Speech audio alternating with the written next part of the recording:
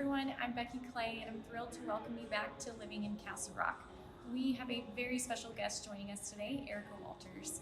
She is an esteemed estate planning and elder law attorney right here in Castle Rock. Erika is a true gem in our town, bringing not only her legal expertise, but also a deep commitment to serving families in sensitive real estate matters. Throughout her career, Erika has been dedicated to guiding families through the intricate aspects of planning for death, incapacity, and also offering compassionate support during what can be challenging times. Today, we're fortunate to have her here to share insights and wisdom on navigating the intersection of probate and real estate. Help me by welcoming Erika.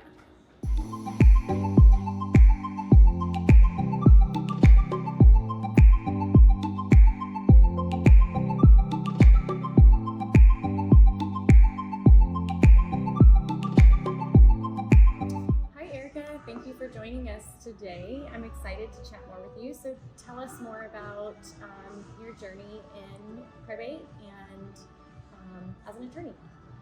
Sure. So I was in higher ed for a long time. I didn't really, know for sure what I was going to do, and life kind of got in the way and showed me that my path was to be an attorney, and then even more so to be a probate and elder law attorney. So I went to DU Law after I went to DU for my master's, and then I went there for law school.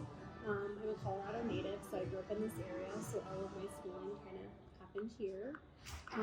And I've been out on my own for almost a year and a half now, just building my practice here in Castle Rock. That's awesome. So let's really break it down. For someone like me who works in real estate as a real estate agent, I'm very familiar with what you do as a probate attorney. My mom was also a probate paralegal as a child, so I'm well versed in what you do. But let's break it down for some of our viewers who may not have any clue what the word probate means, or what estate planning is. So share with us in layman's terms, Sure. What do you do? How do you help people? Sure. So probate is the process of basically getting access to someone's assets once they have died. And estate planning is kind of planning ahead for what that process could look like. So whether that means avoiding probate or strategically going through probate, I help with the planning on the front side, and then probate is that process on the back side once somebody has passed, working with the family to get all of those things in place. And then I also work with families when they have a family member who is still alive but incapacitated, whether that's like dementia or someone with special needs, those types of situations. Great, and it's so important to have a plan in place so that you don't end up in a situation where you have a family member pass away and now everyone's fighting over what happens with the money, right? Exactly. I have seen so many times where like families that had no issues and get along really well, all of a sudden things get really nasty when it comes to money, or little kids, right? Because so I have two daughters. Mm-hmm. One of my primary concerns, like almost immediately when my daughters were born, is okay, who would take care of them if something happened to me? And also, how would they pay to take care of them if something happened to me? And so I can help with getting those plans in place so that if God forbid something happened, that your kids would be cared for. Gotcha. And then you also said that you help people in the event that someone becomes incapacitated. Is that the right word to use? Exactly. So let me give an example. As a real estate agent, we see this frequently where we have, we'll get phone calls and it'll be an elderly person and they want to sell their home. And then we go out and meet with them and we instantly start feeling like, yikes, I don't know that this person actually should be signing contracts with me. Sure. I think this person needs an advocate to help them make a better decision with what to do with this home. And so this could be someone with maybe dementia, or maybe it's not even an elderly person. Maybe it's just someone who has, a severe mental disability and can't make decisions for themselves, but they own real estate or they own a lot of investments, right? Yep. So I get that situation a lot, and those people can kind of fall into like a couple of buckets. So in one circumstance, say that person that you met with someone like me before they started to lose their capacity, and they have a financial power of attorney and a medical power of attorney already in place, and that person has documents somewhere that say that, and then that person can step in and start working with someone like you to help that person.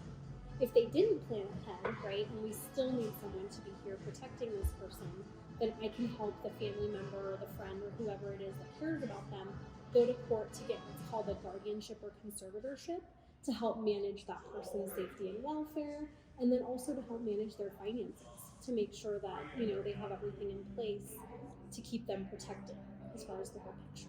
Great. So chat with me more about, this is the part that no one likes to talk about.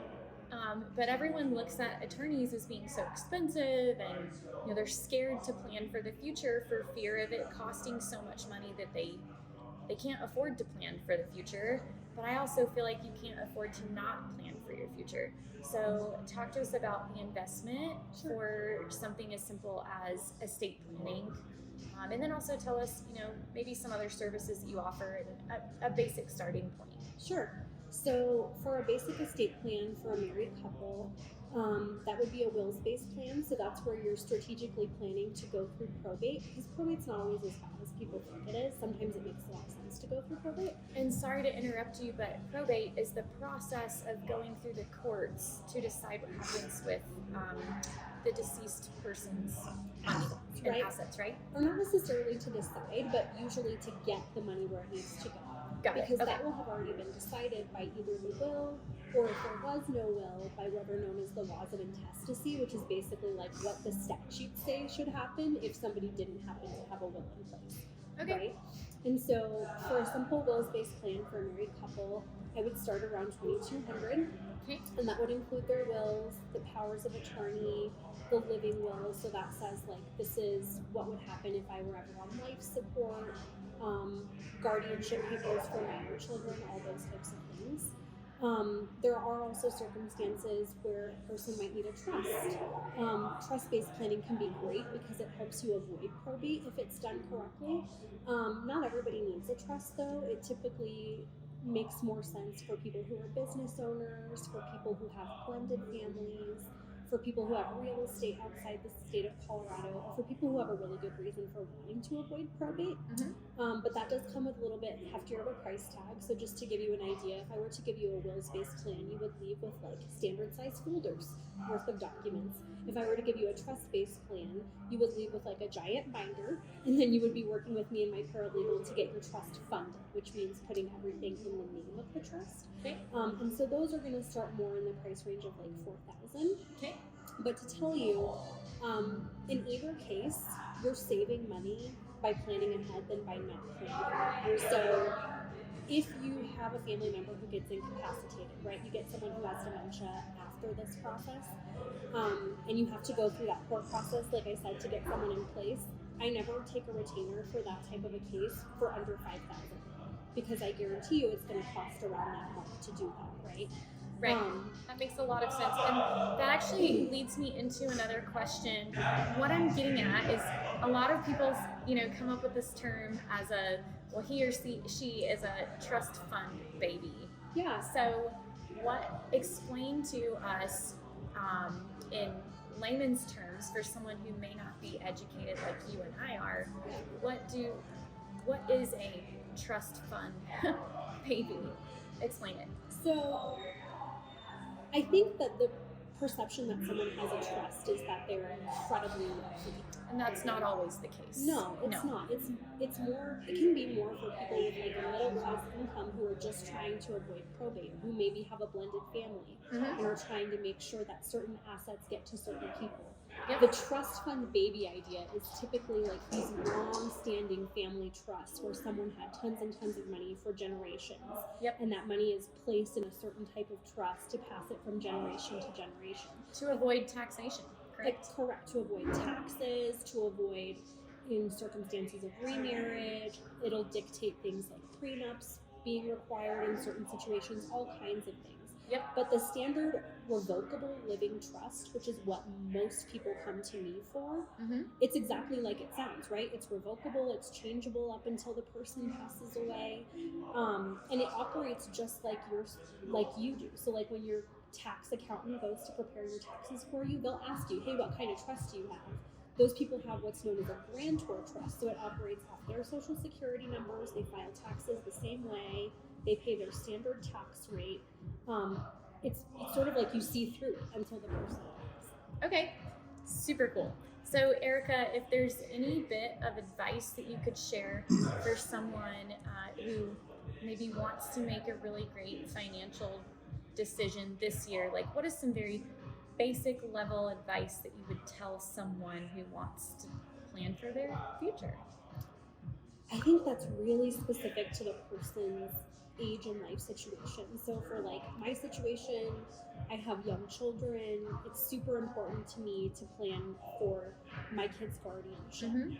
For someone who's getting a little bit older, I would say it's really important to plan for the possibility of incapacity, right? If you've retired, you're pretty healthy, but you don't know when your mental situation can change and how rapidly that can happen. So I would say even more important than like the will or the trust are those other documents, the financial power of attorney, the medical power of attorney. That's a huge step that I think everyone should have in place. Wonderful. Well, thank you so much for chatting with us today, Erika.